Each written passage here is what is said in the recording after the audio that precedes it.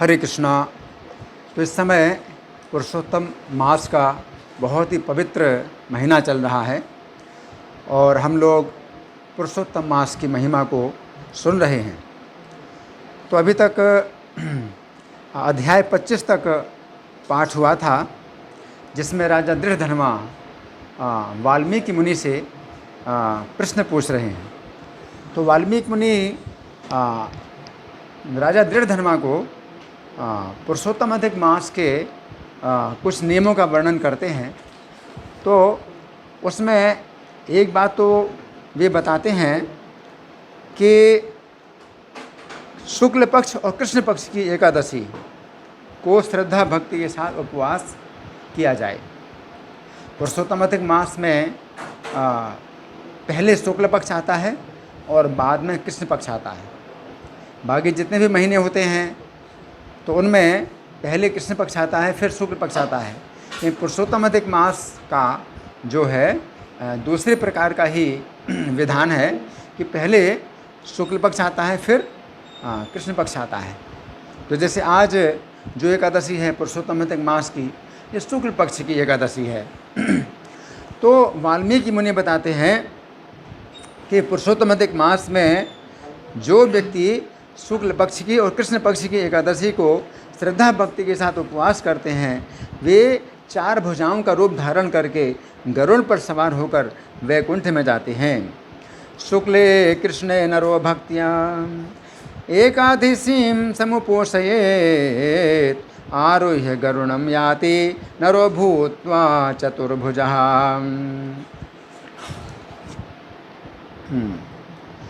और कुछ बातें और भी हैं जो हमारे लिए बड़ी आवश्यक है जानना। ये कलयुग का समय चल रहा है। कलयुग के समय में अभी जो वर्ण विभाग है या वर्ण व्यवस्था है, तो ये अब लुप्त हो चुकी है। लेकिन बहुत से लोगों का जो है एक गलत आग्रह बना हुआ है कि जन्म के आधार पर वे अपने को ब्राह्मण या क्षत्रिय इस प्रकार बोलते हैं, जबकि उनके जो गुण और कर्म हैं वो शूद्र के हैं। तो ज़्यादा से ज़्यादा लोग तो कलयुग में शूद्र हैं, परंतु हरे कृष्ण आंदोलन में जो भक्त बनते हैं तो उनको फिर विधि पूर्वक ब्राह्मण बनाया जाता है। तो हरे कृष्ण आंदोलन में जो ब्राह्मण बनते हैं तो वे तो शास्त्र के अनुसार ब्राह्मण हैं, लेकिन जो लोग जन्म से अपने को ब्राह्मण मानते हैं तो वे शास्त्र के अनुसार ब्राह्मण नहीं हैं। उनके गुण और कर्म के अनुसार देखा जाएगा कि वे ब्राह्मण हैं या नहीं हैं। तो अगर ब्राह्मण नहीं है तो फिर उनको ब्राह्मण के कर्म नहीं करना चाहिए।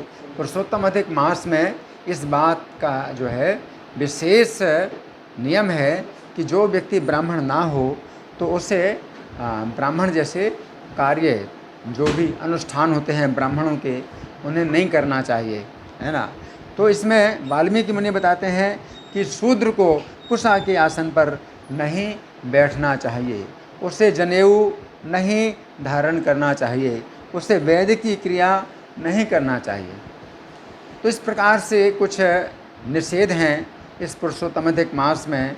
तो इसका बहुत ध्यान रखा जाए है कि जो अपने को वैसे ही जन्म से ब्राह्मण कहते हैं लेकिन उनके अंदर ब्राह्मण की योग्यता नहीं है कि वो मन को बस में रखें, इंद्रियों को बस में रखें, तपस्या, पवित्रता, ये सब उनके अंदर स्वाभाविक गुण नहीं है, तो उनको वैदिक की क्रिया नहीं करना चाहिए। नासनम नोपवीतम चा नाचरेन वैदिकीं क्रियां निर्विद्याचरणम कुर्वन् पितृभिः सह मज्जति। तो यदि वो विधि विधान का परित्याग करके मनमाना करते हैं तो वो शूद्र जो है अपने पितरों के सहित 1 कल्प तक नरक में पड़ा रहता है। 1 कल्प का मतलब 14 मनवंतर। तो 14 मनवंतर तक जो है उसको नरक में जाना पड़ता है। तो पुरुषोत्तम अधिक मास में हमें कुछ बातों का बहुत ध्यान रखना चाहिए कि वैदिक की क्रिया ना करें। लेकिन जहाँ तक हरे कृष्ण मंत्र का कीर्तन है, हरे कृष्ण आंदोलन पूरी दुनिया में हरे कृष्ण का कीर्तन फैला रहा है। तो कीर्तन हरे कृष्ण का हर समय कर सकते हैं, हर जगह कर सकते हैं। तो ये जो है सुरक्षित है। लेकिन जो दूसरे मंत्र हैं, वैदिक मंत्र हैं और वैदिक क्रियाएं हैं, इनको नहीं करना चाहिए। तो इसमें बताया गया कि जो शूद्र होते हुए भी कुशा के आसन पर बैठें, जनेऊ पहनेंगे, वैदिक की क्रिया करेंगे, तो उनको जो है अपने पितरों के साथ नरक में एक कल्प तक निवास मिलता है। उसके बाद वे मुर्गा की योनि में जाते हैं, सूर की योनि में जाते हैं, बंदर की योनि में जाते हैं। पतंती नरके घोरे यावदिंद्रा चतुर्दश पश्चात कौटुकीम कौकुटीम योनिम सुकरीम बानरी चवाम। इसलिए शूद्र लोग प्रणव मंत्र का सदा परित्याग करें। तो वाल्मीकि मुनि कहते हैं कि शूद्रों को प्रणव मंत्र यानी ओम से प्रारंभ करके जो मंत्र होते हैं वैदिक मंत्र, तो इनका उच्चारण नहीं करना चाहिए। तो इस समय तो बहुत ज़्यादा लोग गायत्री का प्रचार कर रहे हैं, गायत्री मंत्र का प्रचार कर रहे हैं। तो ये गायत्री मंत्र भी प्रणव मंत्र से प्रारंभ होता है। तो गायत्री परिवार और गायत्री समाज, इसके नाम पर बहुत लोग गायत्री मंत्र का जो है उच्चारण करते हैं। लेकिन पुरुषोत्तम अधिक मास में कोई व्यक्ति अगर ऐसा करता है तो उसकी प्रतिक्रिया होती है, इसका जो है दुर्घटना इससे प्राप्त होगी।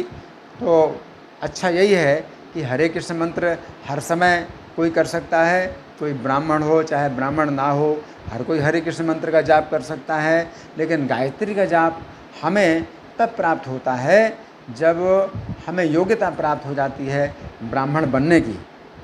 तो हरे कृष्ण आंदोलन में जो भक्त विधि पूर्वक ब्राह्मण बनते हैं तो उन्हें 7 प्रकार की गायत्री प्राप्त होती है।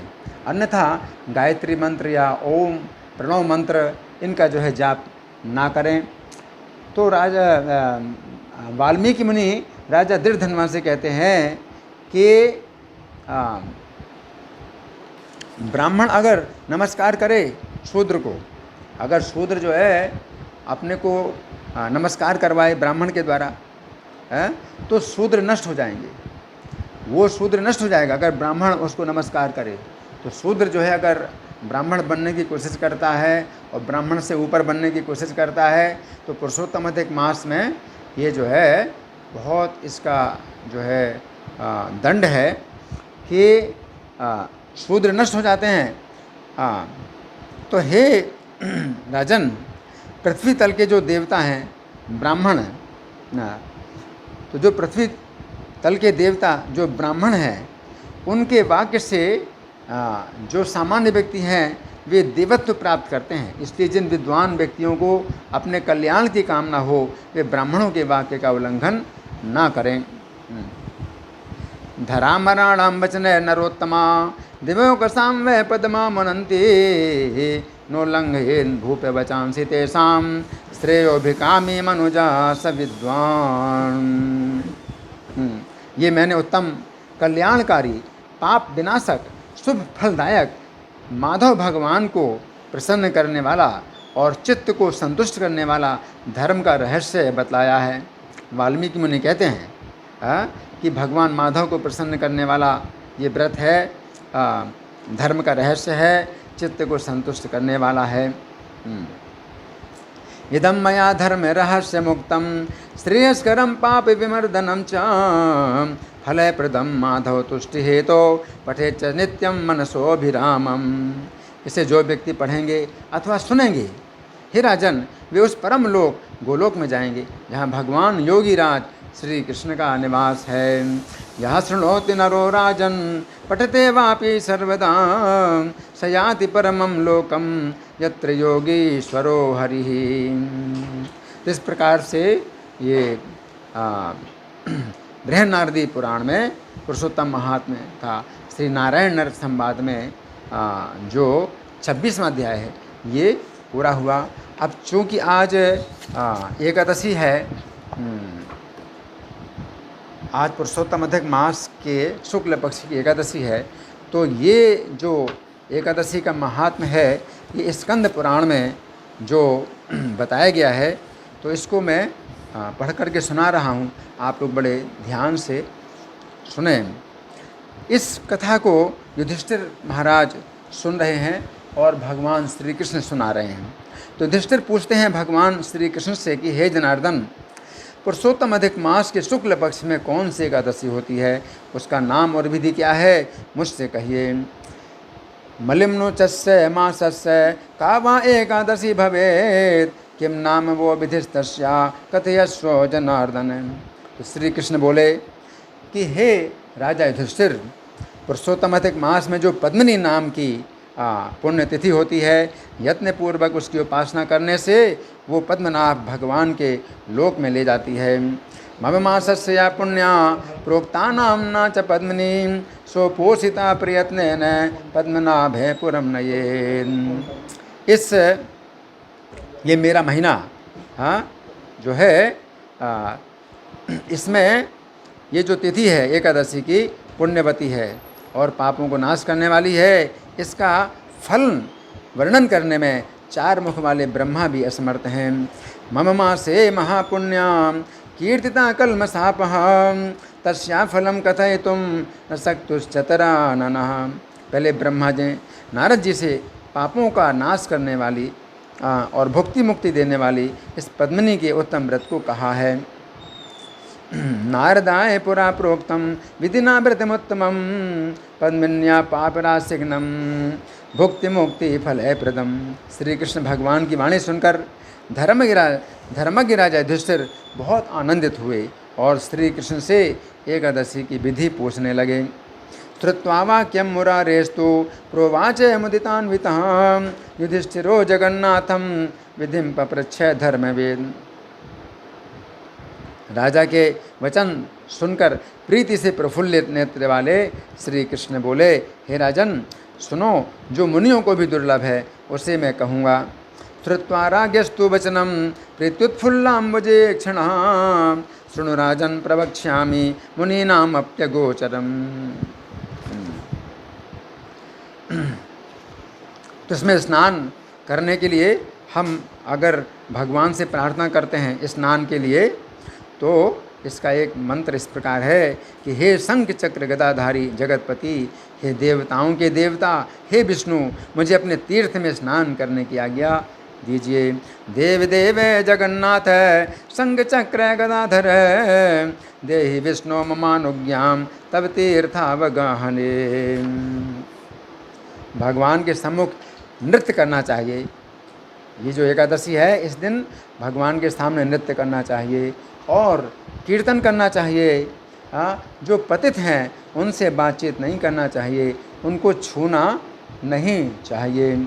नित्यम गीतम तदग्रे तो कुर्यात् भक्ति पुरासरम, नालपेत पतितान पापान तस्मिन् हनि न स्पृशेन। मिथ्या बात नहीं बोलना चाहिए, विचार करके सत्य बोलना चाहिए। रजस्वला स्त्री का स्पर्श ना करें। नानृतम ही वदेद्वाक्यम सत्यपूतम वचो वदेन, रजस्वलाम न स्पृशेत च निंदेन ब्राह्मणम गुरुम। और वैष्णवों के सहित विष्णु भगवान के सम्मुख बैठकर पुराण सुने, श्रीमद् भागवत सुने और पुरुषोत्तम अधिक मास के शुक्ल पक्ष की एकादशी का व्रत अगर निर्जल कर सकते हैं तो करें। पुराणम पुरतो विष्णु शृणुयात् सह वैष्णवे, निर्जला सा प्रकर्तव्या या च शुक्ले मलिम लुचे। जिसने एकादशी का व्रत किया उसने पृथ्वी पर के समस्त तीर्थ और जितने क्षेत्र हैं उन सबों में स्नान और उनका दर्शन कर लिया। पृथिव्याम यानि तीर्थानि क्षेत्राण्यतनानि च, तेन स्नातानि दृष्टानि येनाकारि हरेर्व्रतम्। हे युधिष्ठिर महाराज, तुमने मुझसे जो पुरुषोत्तम अधिक मास के शुक्ल पक्ष की उत्तम एकादशी की विधि पूछी है उसका मैंने वर्णन किया है। एतत्ते सर्वमाख्यातं यत्पृष्टोऽहं त्वया नघ, मलिम्नचस्य मासस्य शुक्लाया विधिमुत्तमम्। हे राजन, प्रेम पूर्वक जो इस पद्मिनी एकादशी के उत्तम व्रत को करते हैं वे सब व्रतों को कर चुके। व्रतानि तेन चीर्णानि सर्वाणि नपनंदन, पद्मिन्या प्रीतियुक्तो यः कुरुते व्रतमुत्तमम्। इस पुरुषोत्तम अधिक मास के कृष्ण पक्ष की एकादशी की भी यही विधि है। पापों का संहार करने वाली कृष्ण पक्ष की एकादशी का परमा नाम है। पद्मिनी एकादशी की एक मनोहर कथा मैं तुमसे कहूँगा, जिसको पुलस्त मुनि ने नारद जी से विस्तार सहित वर्णन किया। तो ये जो आज की एकादशी है ये पद्मिनी है, और आगे जो कृष्ण पक्ष की एकादशी आएगी वो परमा नाम की आएगी। तो भगवान कहते हैं पुलस्त मुनि ने जो नारद जी को सुनाई थी वो कथा अब वो युधिष्ठिर महाराज को सुनाएंगे। अत्र ते कथयिष्यामि कथामेकां मनोरमां नारदाय पुलस्तेन विस्तारेण निवेदिताम्। जब कार्तवीर्य अर्जुन ने कारागार में कैद हुए रावण को कारागार में कैद कर लिया, जब कार्तवीर्य अर्जुन ने रावण को कारागार में कैद कर लिया तो पुलस्त मुनि ने उस राजा से याचना करके छुड़ा दिया, रावण को छुड़ा दिया। कार्तवीर्येण कारायाम निक्षिप्तं वीक्ष्य रावणं विमोचितः पुलस्तेन याचयित्वा महीपतिम्। तभी आश्चर्य सुनकर मुनि श्रेष्ठ नारद जी भक्तिपूर्वक पुलस्त मुनि से पूछने लगे। तदाश्चर्यं तदा श्रुत्वा नारदो दिव्य दर्शनः पप्रच्छ च यथा भक्त्या पुलस्त्यं मुनिपुंगवम्। तो नारद जी ने पुलस्त मुनि से क्या पूछा कि हे ऋषिवर, इंद्र के सहित सब देवता जिस रावण से हार गए उस रावण को कार्तवीर्य ने किस प्रकार जीत लिया सो कहिए। दशाननेन विजिता सर्वे देवा सभासभां कार्तवीर्येण विजिता कथम रण विशारदः। नारद जी का वचन सुनकर पुलस्त मुनि कहने लगे कि हे वत्स सुनो, कार्तवीर्य की उत्पत्ति तुमसे कहता हूँ। कार्तवीर्य जो है विशेष एक बलवान राजा हुए जिन्होंने रावण को कैद कर लिया था। तो पुलस्त जी कहते हैं कि बताता हूँ उत्पत्ति कैसे हुई कार्तवीर्य की। दशाननेन विजिता सर्वे देवा सभासभां कार्तवीर्येण विजिता कथम रण विशारदः। नारदस्य वचा श्रुत्वा पुलस्त्यो मुनिमब्रवीन् शृणुवत्स प्रवक्ष्यामि कार्तवीर्य समुद्भवम्। तो पहले त्रेता युग में है नामक राजा के वंश में कृतवीर्य उत्पन्न होकर माहेशमतीपुरी के राजा थे। कृतवीर्य का मतलब जो कार्तवीर्य के पिता हैं। तो पहले कृतवीर्य राजा थे माहेशमतीपुरी के। पुरा त्रेता युगे राजन माहेशमत्यां बृहत्तरः हे हयानां कुले जाता कृतवीर्यो महीपति। और उस राजा को 1000 स्त्रियां थीं, परंतु उनमें से किसी से भी राज्य का भार संभालने वाला पुत्र उत्पन्न नहीं हुआ। सहस्रम प्रमदास्तस्य नृपस्य प्राणवल्लभां न तासां तनयं कंचन लेभे राज्य धुरंधरः। देवता पितर और सिद्ध बड़े बड़े श्रेष्ठों का पूजन, उनकी आज्ञानुसार व्रतों को करने पर भी राजा को पुत्र प्राप्ति नहीं हुई। यजन देवान् पितॄन् सिद्धान् प्रतिपूज्य बृहत्तरान् तेषां वाक्यान् व्रतं कुर्वन् न लब्धस्तनयस्तदा। तब पुत्र के बिना राजा को राज्य का कुछ सुख न हुआ। जिस प्रकार भूखे मनुष्य को भोग विलास सुखदायक नहीं होता, उसी प्रकार राजा को राज्य भी सुखदायक नहीं हुआ। सुतं बिना तदा राज्यं न सुखाय महीपते सुधितस्य यथा भोगा न भवन्ति सुखप्रदा। तब उस राजा ने मन में तपस्या करने का विचार करके अपने मन को तप करने में लगाया। तपस्या से सर्वदा मनोवांछित सिद्धि होती है। विचारे चित्ते नृपते तपस्तप तुम मनो दधे तब सैव सदा सिद्धिर जायते मन सेप्सिता। इस प्रकार सोचकर उसी समय चीर वस्त्र अर्थात बलकल वस्त्र पहनकर जटा बनाकर अच्छे मंत्री को राज्य का भार सौंपकर तपस्या करने के लिए राजा चल पड़े। इत्युक्त्वा सहि धर्मात्मा चीरवासा जटाधरः तपस्तप्तुं गता सद्यो गृहेण्यस्य सुमंत्रिणम्। तब इक्ष्वाकु राजा के वंश में उत्पन्न स्त्रियों में श्रेष्ठ हरिश्चंद्र राजा की कन्या पद्मिनी नामक उसकी रानी राजा को घर से निकले हुए देखकर वो राजा की प्यारी पतिव्रता स्त्री अपने पति को तपस्या के कार्य में लगा जानकर अपने अंग से आभूषणों को उतारकर एक वस्त्र उसने धारण कर लिया। निर्गतं नृपतिं वीक्ष्य पद्मिनी प्रमदोत्तमां हरिश्चन्द्रस्य तनया इक्ष्वाकुकुलसम्भवां पतिव्रता प्रियं दृष्ट्वा तपस्तप्तुं कृतोद्यमं भूषणानि परित्यज्य चीरमेकं समाश्रयेन्। और पति के साथ गंधमादन नाम के पर्वत पर रहने लगी। वहाँ जाकर राजा ने 10,000 वर्ष तक तप किया। जगाम पतिना सार्धम पर्वते गंधमादने गत्वा तत्र तपस्ते पे वर्षाणाम अयुतम नृपः। तो देखिए कितनी बड़ी तपस्या की राजा ने अपनी पत्नी के साथ 10,000 वर्ष तक। और कहाँ पर की? गंधमादन पर्वत पर। गदाधर देव का ध्यान करते रहे परंतु पुत्र नहीं प्राप्त हुआ। तब उनकी रानी ने अपने पति को देखा कि केवल हड्डी और नसें ही केवल बची हैं, तो विनय से युक्त महासाध्वी अनुसूया से पूछने लगी कि हे साध्वी, मेरे पति को तप करते हुए 10,000 वर्ष बीत गए हैं। न लेभे तनयम राज्ये ध्यायन् देवं गदाधरम अस्थिस्नायुमयं कांतं दृष्ट्वा सा प्रमदोत्तमां अनसूयां महासाध्वी पप्रच्छे विनयान्विता भर्तुप्रतपतः साध्वी वर्षाणां अयुतं गतम्। परंतु क्लेश को नाश करने वाले केशव भगवान प्रसन्न नहीं हुए। हे महाभागे, मुझसे यथार्थ व्रत कहो। तो ये पद्मिनी जो पत्नी है राजा कृतवीर्य की, तो 10,000 साल तक तपस्या इनके पति ने किया, लेकिन भगवान प्रसन्न नहीं हुए। तो ये जो महासाध्वी पद्मिनी स्त्री, ये अनुसूया से पूछ रही हैं। अनुसूया अत्रि मुनि की पत्नी हैं। तो कहती हैं कि मेरे पति को तप करते 10,000 वर्ष बीत गए, लेकिन भगवान प्रसन्न नहीं हुए। अब यथार्थ व्रत आप मुझे बताइए कि क्या करना चाहिए। तथापि न प्रसन्नो अभूत केशवा कष्टनाशनः व्रतम मम महाभागे कथयस्व यथा तथम। जिस व्रत से मेरी भक्ति से भगवान प्रसन्न हो और मुझे चक्रवर्ती पुत्र उत्पन्न होवे, तो पाते व्रत में परायण जो तप की दीक्षा युक्त पति को तप के लिए जाते देख स्वयं भी पति के साथ तप करने आई, ऐसी पद्मिनी से अनुसूया प्रसन्न होकर बोली कि हे देवी, 12 महीने से सम्मत जो पुरुषोत्तम अधिक मास है उसमें तू स्नान किया कर।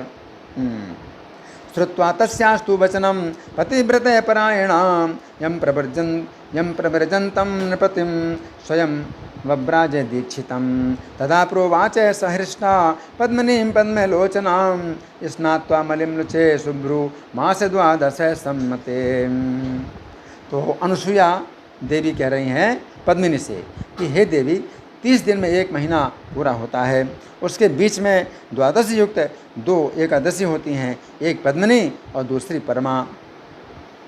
63 दिनश्च भवति मासा पूर्णा शुभानने तन्मध्ये 12 युग्मं पद्मिनी परमा तथा। विधि पूर्वक जागरण के साथ उनका व्रत करो। इस व्रत से पुत्र को देने वाले भगवान शीघ्र ही प्रसन्न हो जाएंगे। उपोष तत्प्रकर्तव्यम विधिना जागरे समम शीघ्रम प्रसन्नो भगवान भविष्यति स्वतः प्रदः। तो हे राजन, कर्दम ऋषि की पुत्री अनुसूया ने प्रसन्न होकर व्रत करने की विधि इस प्रकार बतलाई। और किसको बतलाई? पद्मिनी को बताई, जो राजा कृतवीर्य की पत्नी है। इत्युक्त्वा कथयत् सर्वं मया पूर्वोदितं नृप विधिव्रतस्य विधिवन् प्रसन्ना कर्दमांगजा। अनुसूया के द्वारा बतलाई विधि को सुनकर पद्मिनी पुत्र प्राप्ति की इच्छा से व्रत करने लगी। श्रुत्वा व्रते विधिं सर्वं यथोक्तम् अनुसूययां च वर्गीकृते तत्सर्वं पुत्र प्राप्तिम अभीप्सति।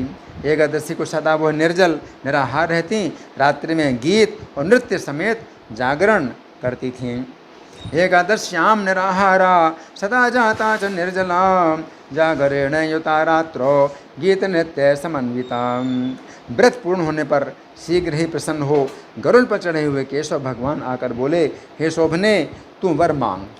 देखो भगवान पुरुषोत्तम अधिक मास का जो है कितना महत्व देते हैं कि भगवान देखो ये 2 एकादशी किए हैं, इसी में ही जो है भगवान प्रसन्न होकर बोले कि वर मांग।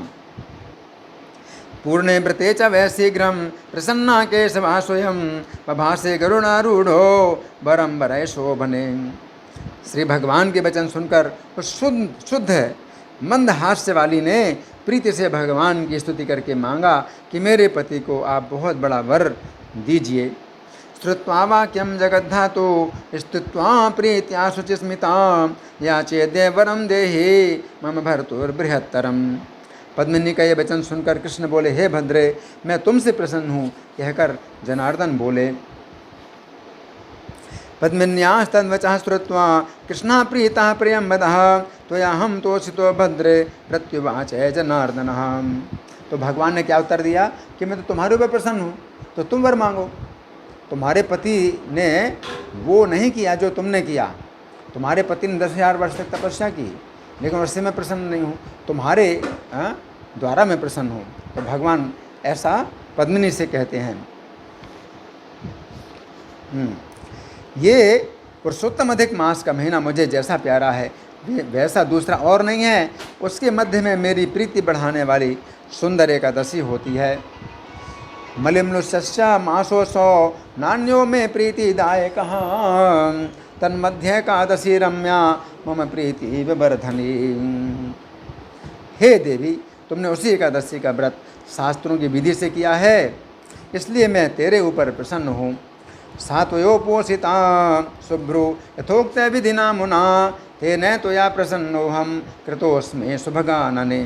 तेरे पति को मनचाहा वर दूंगा, ऐसा कहकर विश्व का दुख दूर करने वाले विष्णु राजा से बोले। तव भर्तुः प्रदास्यामि वरम यन्मन सेप्सितम इत्युक्त्वा नृपतिं प्राह विष्णुर्विश्वार्तिनाशनः। तो भगवान पद्मिनी से कहते हैं कि ठीक है, तुम्हारे पति को मैं वर देता हूँ, लेकिन तुम्हारे कारण प्रसन्न हूँ मैं, तुम्हारे द्वारा। तो भगवान अब राजा से बोले, तव भर्तुः प्रदास्यामि वरम यन्मनसेप्सितम इत्युक्त्वा नृपतिं प्राह विष्णुर्विश्वार्तिनाशनः। हे राजन, तुम जो वर चाहते हो उसे मांगो, तुम्हारे कार्य की सिद्धि के लिए मैं तुम्हारी प्रिया द्वारा प्रसन्न किया गया हूँ। तो भगवान बार बार इस बात पर जोर दे रहे हैं कि तुम्हारी प्रिया ने मुझे प्रसन्न किया है तुमने मुझे प्रसन्न नहीं किया है। वरम वरय राजेंद्र यत्ते मनसि कांक्षितम संतोषितो हम प्रिया तब सिद्धिर्चिकीर्षया। विष्णु के वचन सुनकर प्रसन्न उस राजा ने सब लोगों द्वारा वंदित किए जाने वाले महाबाहु पुत्र को मांगा। श्रुत्वा तन्वचनम विष्णु प्रसन्नो नृपसत्तमः बब्रे सुतं महाबाहुं सर्वलोकै नमस्कृतं। हे मधुसूदन, वह पुत्र ऐसा हो जो देवता, मनुष्य, नाग, दैत्य, दानव, राक्षस इनमें से किसी से ना हारे, तुम्हारे बिना ना जीता जाए। न देवैर मानुषैर नागैर दैत्य दानव राक्षस जे तुम सक्यो जगन्नाथ है बिना त्वाम मधुसूदन। भगवान बहुत अच्छा कहकर वहीं अंतर्धान हो गए। प्रसन्न हैं आत्मा जिनकी, ऐसे राजा भी प्रिया समेत हृष्ट पुष्ट होकर नर और नारी द्वारा मनोहर जो अपना नगर है उसमें आए और उस राजा को पद्मिनी रानी से कार्तवीर्य नामक महाबली पुत्र उत्पन्न हुआ। इत्युक्तो बाढ़मित्युक्त्वा तत्रैवान्तरधीयते नृपोऽपि सुप्रसन्नात्मा हृष्टा पुष्टा प्रियायुतः समायात् स्वपुरं रम्यं नरनारी मनोरमं सपद्मिन्यां सुतं लेभे कार्तवीर्यं महाबलम। तीनों लोकों में उसके समान कोई मनुष्य ना था। रावण युद्ध में उससे हार गया। न तेन सदृशः कश्चन त्रिशलोकेषु मानवः तस्मात् पराजिता संख्ये रावणो दशकंधरः। चक्रपाणि गदाधर नारायण देव के बिना तीनों लोकों में उसे जीतने में कोई समर्थ नहीं था। न तम जेतुम समर्थोस्ति त्रिशलोकेषु कश्चन विना नारायणं देवं चक्रपाणिं गदाधरम। तो पुरुषोत्तम अधिक मास के प्रसाद से और पद्मिनी के व्रत करने से रावण को हराने में विस्मय नहीं करना चाहिए। न त्वया विस्मयः कार्यो रावणस्य पराजये मलिम्लुचस् प्रसादेन पद्मिन्याशाप्य पोषणात्। देवाधिदेव जो भगवान हैं उनके द्वारा प्रदत्त कार्तवीर्य महाबली था, ऐसा नारद से कहकर प्रसन्न हृदय से पुलस्त मुनि आश्रम को चले गए। तत्तो देवाधिदेवेन कार्तवीर्यो महाबलः इत्युक्त्वा प्रयो विप्रः प्रसन्ने नान्तरात्मनाम्। तो श्री कृष्ण बोले, हे निष्पाप युधिष्ठिर, जो तुमने पूछा सो सब मैंने तुमसे पुरुषोत्तम अधिक मास के शुक्ल पक्ष की एकादशी का महात्म्य सुनाया है। ये तत्ते सर्वमाख्यातम यत्पृष्टोऽहं त्वया नघ मलिम्नुचस्य मासस्य शुक्लाया संभवो महान। जो मनुष्य इसका व्रत करेंगे वे हरि के पद को प्राप्त होंगे। हे राजन, जो वांछित वस्तु को चाहते हो तो तुम भी ऐसा ही करो। ये करिष्यन्ति मनुजास ते यास्यन्ति हरे पदम त्वमेवं कुरु राजेंद्र यदि चेष्टामभीप्ससि। केशव भगवान का ये वचन सुनकर अति हर्षित राजा युधिष्ठिर बंधुओं समेत विधान पूर्वक इस व्रत को करने लगे। केशवस्य वचः श्रुत्वा धर्मराजोति हर्षितः चक्रे व्रतम विधानेन बंधुभिः परिवारयितः। तो सूत जी कहते हैं नैमिषारण्य में कि हे ब्राह्मणों, जो आपने पूछा वो मैंने आपसे कह दिया। ये पुण्य है और परम पवित्र है। अब आप लोग और क्या सुनना चाहते हैं? हे तत्ते सर्वमाख्यातम यत्पृष्टोऽहं पुरा दुजय पुण्यम पवित्रम परमम किं भूयः श्रोतुम इच्छसि। जो मनुष्य पुरुषोत्तम अधिक मास का व्रत करेंगे और जिनके द्वारा सुख को देने वाली शुक्ल पक्ष की एकादशी की गई, वे पुरुष भी इस पृथ्वी पर धन्य है।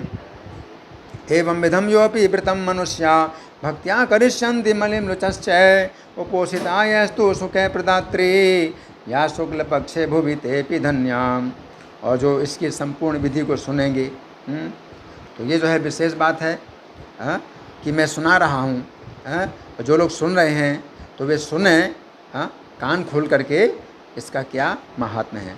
जो इसकी संपूर्ण विधि को सुनेंगे वे उत्तम मनुष्य धन्य हैं, और जो कथा को समग्र पढ़ेंगे वे निश्चय कर हरि के निवास को जाएंगे। हरि बोल। श्रोष्यन्ति ये तस्य विधिं समग्रम तेप्यंस भाजा मनुजा प्रशस्ता ये वै पठिष्यन्ति कथा समग्राम ते वै गमिष्यन्ति हरेर्निवासम। तो इस प्रकार से हमने पुरुषोत्तम अधिक मास के शुक्ल पक्ष की जो पद्मिनी एकादशी है उसका महात्म्य सुना। धन्यवाद। हरे कृष्णा।